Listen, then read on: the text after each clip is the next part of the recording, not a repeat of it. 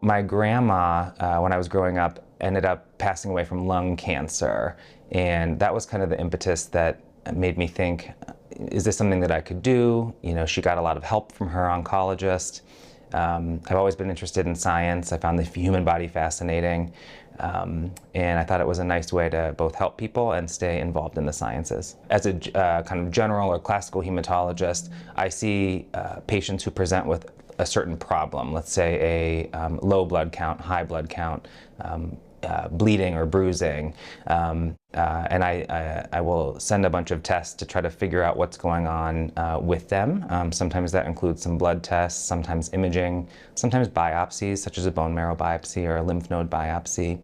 One of the things I like about hematology in particular is how varied the patient population is.